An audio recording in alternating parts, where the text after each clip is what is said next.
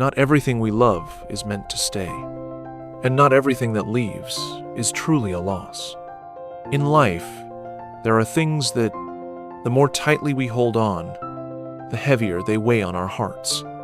The tighter we cling, the deeper they hurt. Letting go is not giving up.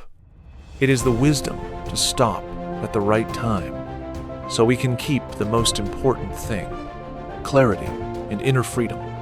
Welcome to the calm within, a place where you don't need to cling tightly to feel safe.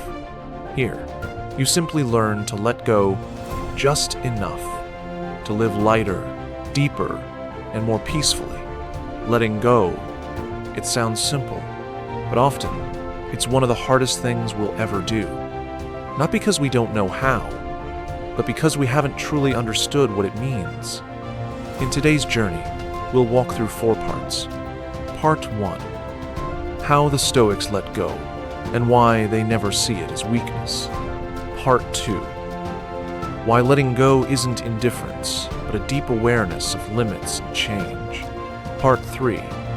3 simple practices to help you begin letting go, starting with the small things. And Part 4. A gentle image to remember. Letting go isn't losing, but creating space within you where peace can return. If you're ready, take a slow breath, and let's begin. Part 1. How Stoics let go. Stoics do not let go out of weakness. They let go because they've clearly seen the line between 2 things: what's within our control, and what's not. They understand. You can give your best effort, but you can't control the outcome. You can love deeply, but you can't control another person's heart. You can live with integrity, but you can't stop others from misunderstanding you. And if you keep holding on to things beyond your reach, you'll only exhaust yourself with frustration and pain, without changing a thing. That's why Stoics choose to release. Not because they don't care, not because they're cold, but because they honor the truth. What does not belong to us cannot be controlled forever. From that deep understanding, they learn to let go without bitterness, to love without attachment, to give without expectation, to try their best, then step back and let the result unfold. Because sometimes, letting go is not the end. It's the beginning of living more wisely. Part 2. Letting go isn't coldness, it's awareness. Letting go doesn't mean you shut your heart. It doesn't mean you become numb or indifferent. Letting go, in the Stoic way, is opening your heart wide enough to accept that all things can change, that the one beside you today may one day walk away and you may not be able to stop them, that what you've tried so hard to preserve may no longer fit the path you're now walking. Letting go doesn't mean you stop loving. It means you love with awareness, without clinging, without controlling. Stoics let go with clarity of mind, not by freezing their emotions. They don't deny their feelings. They simply don't let feelings take the wheel.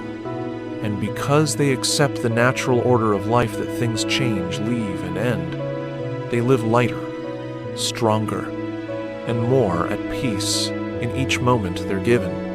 Because when you stop clinging to what's out of reach, only then can you fully treasure what's still right here beside you. Part 3. How to start letting go the right way. Letting go doesn't happen all at once. It's a journey made of small steps, each time you choose to release rather than hold tighter. And you can begin with 3 simple practices. 1. Ask one simple question. Is this within my control? If the answer is no, take a deep breath, exhale slowly, and gently whisper to yourself, then I can let it go. You don't have to resist reality. Just acknowledge it and loosen your grip. That's the first step toward freedom. 2. Replace holding on with being present.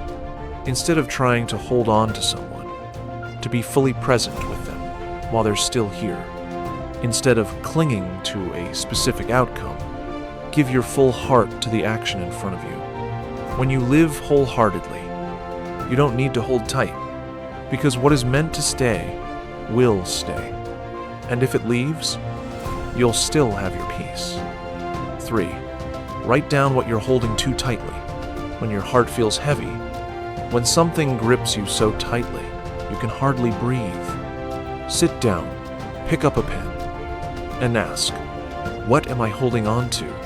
Why am I afraid to let go? And if I loosen my grip, what will truly happen? Writing is a way of listening honestly to your mind. And often, you'll realize what hurts is not the event, but how tightly you're holding on to it. Part 4. A gentle image to carry with you. Imagine this. You're holding a withered flower in your hand. It was once beautiful.